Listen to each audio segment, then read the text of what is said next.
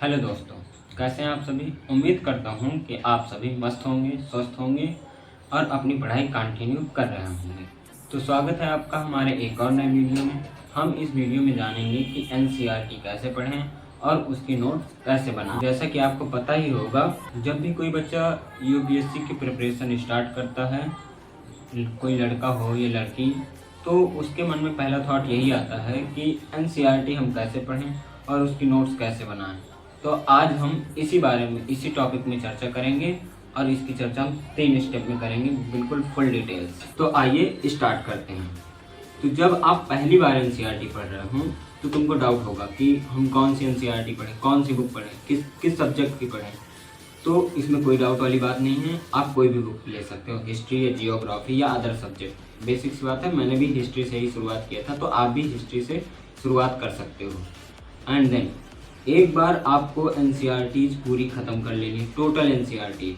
और पढ़ते वक्त तुमको ये ध्यान में रखना है कि जितने भी की पॉइंट हैं, ये जो भी मतलब पैराग्राफ तुमको इम्पोर्टेंट लगे तो उनको हाईलाइट करो एंड अंडरलाइन करो। जो भी पैराग्राफ है उसको हाईलाइट करो एंड अंडरलाइन करो।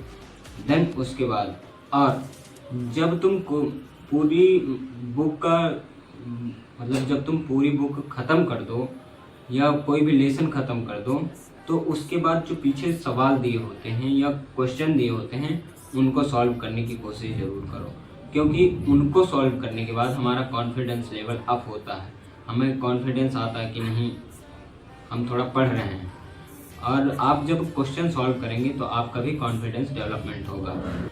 स्टेप दूसरे में आते हैं। जब तुम एक बार एनसीईआरटी पूरी ख़त्म कर चुके हो, अब स्टेप हम दूसरे में बताएंगे कि आप जब दूसरे स्टेप में पढ़ेंगे तो आपको शॉर्ट नोट्स बनानी है चैप्टर वाइज। जब आप शॉर्ट नोट्स बनाएंगे डेली बेसिस पर, कि मतलब जैसे एक लेसन पढ़ा, देन उसके बाद आपको शॉर्ट नोट्स बनानी। शॉर्ट नोट्स बनाते वक्त मतलब की पॉइंट वगैरह की आपको शॉर्ट नोट्स बनानी है, जो भी तुमको अच्छा लगे कि नहीं हाँ ये इम्पोर्टेंट है। ये नहीं कि पूरा लेसन का ही तुम सब कुछ रख दो, उसी तरह पेंटिंग कर दो जैसे बुक में, ऐसे नहीं।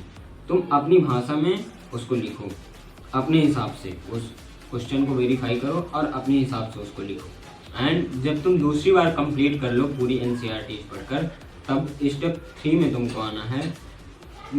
जब तुम 2 बार ख़त्म कर चुके होगे तब तुम्हारे अंदर एक कॉन्फिडेंस आ जाएगा, और जब तीसरी बार जब तुम जाओगे तो तुम्हारी बेसिक अंडरस्टैंडिंग बिल्कुल एकदम मस्त हो चुकी होगी। अब जब तीसरे में जाओगे तो तुम तीसरे स्टेप में क्या करना कि उनकी नोट्स बनाते चलना, फुल नोट्स। जैसे एक लेसन पढ़ो, 2 लेसन पढ़ो या 3 लेसन पढ़ो, तो तुम चैप्टर वाइज उनकी नोट्स बनाते चलो और उनको डेली बेसिस में रिवाइज करो, जिससे तुम्हें आगे चल करके बहुत ज़्यादा प्रॉफिट होगा। तुमको ज़्यादा टाइम नहीं लगेगा फिर स्टैंडर्ड बुक पढ़ने में। तो तुम ऐसा करो कि डेली बेसिस में नोट्स बनाओ एंड डेली बेसिस में रिवाइज करो। और हाँ, अगर जो हमारे चैनल पर नया हो तो हमारे चैनल को सब्सक्राइब ज़रूर कर लो, क्योंकि अब भाई तुम ही लोग तो सपोर्ट करोगे, तुम्हारे अलावा है ही कौन। तुम ही लोग सपोर्ट करो तभी तो जा करके मान लो कि अब तुम लोग को इन्फॉर्मेशन चाहिए तो देखो हम लोग बैठे हैं इन्फॉर्मेशन देने के लिए। बाकी ऐसी कोई बात नहीं। अगर जो कोई डाउट लगे तो कमेंट में ज़रूर मैसेज टाइप करो एंड पूछो, तो उस कमेंट का रिप्लाई करने की मैं कोशिश करूँगा। एंड देन हम मिलते हैं किसी नए टॉपिक में नए वीडियो के साथ। तब तक के लिए जय हिंद, जय भारत।